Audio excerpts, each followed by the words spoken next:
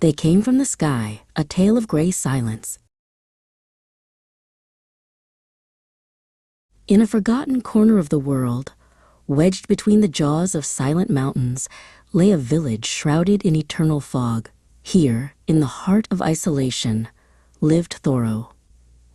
His life was not his own, but a meaningless echo rebounding from the mountains, his existence dictated by the cycle of dawn, fields, and dusk. The council's fields consumed his days, leaving him with the crumbs of the nights. Fear was not just a feeling, but the air they breathed, the poison that ran through their veins, visible in their stooped shoulders and lifeless eyes. That morning, as the fog clung to the skin like a damp shroud, Moreau's voice pierced the silence. "Thoreau, the master of farmers wants you." Moreau's gaze held that inherited terror, the cold certainty that a summons from the masters only heralded more pain. Thoreau found the master of farmers slumped in his chair under an awning, a mountain of flesh devouring food with brutish greed. He didn't even look up. Thoreau was no more than a fleeting shadow before his appetite. "You brought the fruit yesterday?" he grunted in a greasy voice. "It was missing some. Did you steal from it?" Thoreau felt bitterness burn his throat. "I swear I didn't." The man chuckled, spittle flying from his mouth. "It doesn't matter. You will be punished. No wheat for you this week." Thoreau wanted to scream, to spit this injustice in his face, but he buried his anger in his gut. To object here was suicide. On the muddy path back, the secret burst from Thoreau's mouth like an open wound. "He's the one who steals the fruit. He devours it and then blames us." Moreau gripped his arm, panic contorting his features. "Be quiet! For heaven's sake, be quiet. Have you forgotten what they did to Smiro?" How could he forget? The image of Smiro being thrown from the rock of madness was etched in the memory of everyone in the village. A bloody lesson for anyone who dared to whisper the truth. An icy chill ran down their spines. Thoreau felt that this truth he now carried was not just words, but a real rock crushing his soul. The next day, Thoreau walked with his friend along the same path to the council headquarters, where the wealthy rulers of the village resided. The council building was a fortress of nightmares, walled with spears topped with the heads of predators whose glass eyes seemed to watch every move. In the dining hall, a sharp scream tore through the air. A girl was lying on the floor, the guards kicking her mercilessly because a bowl of soup had slipped from her hands. Thoreau rushed forward and helped her up. Moreau gathered the remaining broken pottery from the floor. Thoreau helped her to a nearby chair and asked her, "What is your name, girl?" "My name is Lida," she said in a choked voice. He saw in her eyes a strange mixture of pain and unbroken dignity. Moreau asked her in a low voice, "Is this how they always treat you?" She answered bitterly, "When we make a mistake, this beast of a priest shows no mercy to anyone." Moreau interrupted her. "But they feed you, don't they? And what is the value of food and drink when you are just a slave? You two are from the village, aren't you?" "Yes," said Thoreau. "How I long to see the village. I still remember the huts and the pond. I remember how my mother used to brush my hair with the rays of light in the daytime." Thoreau gazed into the girl's eyes, and for a moment he felt he knew her.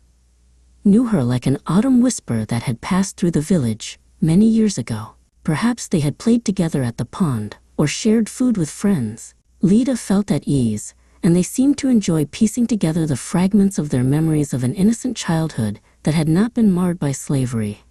Or perhaps they had not understood it then. And outside the council, the clouds began to gather, and the wind whistled through the windows, heralding the coming of a storm. A fierce storm blew, trapping them within the stone walls of the building. The three of them gathered around a dim fire, the dancing shadows their only companion. In this temporary sanctuary, Lida began to speak. They were not just words. She was unlocking the shackles of her memory, speaking of a childhood stolen from her on selection day. In the fragile warmth of the fire, and after seeing a rare sincerity in their eyes, she made her decision. She decided to reveal her secret, a secret that was heavier than the stone building itself. "There's something you need to understand," Lida whispered, her voice barely audible above the wind. "The priest you bow to, he's just a puppet. And the council, they're not human." The blood froze in Thoreau and Moro's veins. She pointed a trembling hand towards a worn animal hide curtain. "Behind that curtain is the heart of darkness. I saw them once as a child. 7 beings, gray, short, with empty eyes. They were silent, but their silence was deafening. A cold, indifferent silence. The silence of a predator before it pounces on its prey." At that moment, a violent explosion shook the building. A lightning bolt must have struck it with the hand of fate, and part of the roof collapsed, creating a gap. "Now!" Thoreau shouted. "This is our chance." Lita led them through a secret passage that smelled as musty as an old grave. A hulking guard blocked their path, but desperation gave Thoreau a strength he didn't know he possessed, and he plunged his plow into the guard's body in a savage motion. They ran through the winding tunnels, feeling as if they were escaping from the bowels of a stone monster.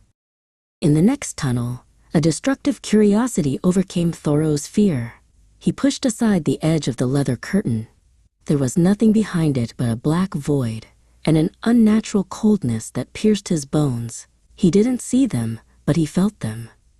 Then, a voice invaded his mind, not an audible sound, but a pure, icy thought. "We have seen you, and we know what you desire." Thoreau stumbled back, covered in a cold sweat, a sense of violation tearing at his soul.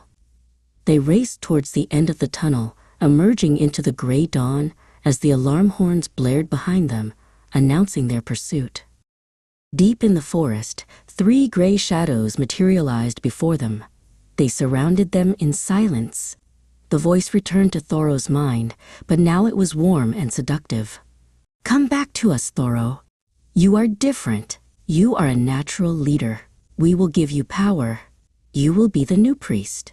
You will never know hunger or humiliation again." For a moment, the temptation danced in his soul. It called to him to end all this misery. But he saw the faces of Moro and Lita, and he saw the price, his soul. He shook his head and cried out in a hoarse voice, "No, my freedom is not for sale." Moro raised his broken plow, and Lita said in a voice as steady as a rock, "I have chosen my path." The black eyes of the beings blazed, and their silence turned into a silent attack.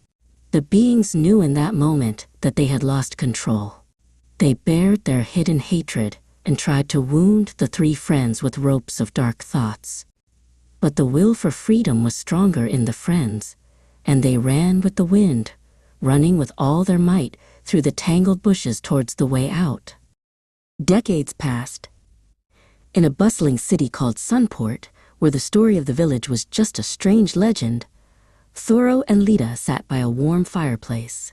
The wrinkles of time had etched the map of their lives on their faces. Around them, their grandchildren gathered.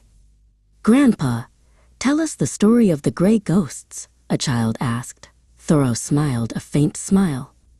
"They offered me the world, but I chose these 2 hands," he said, holding Lita's hand. "Because freedom, children, is not a place you reach, but a choice you make every day," Lita added quietly. "The mountains taught us that courage is not in not being afraid, but in facing it, and that real life only begins when you break your own cages."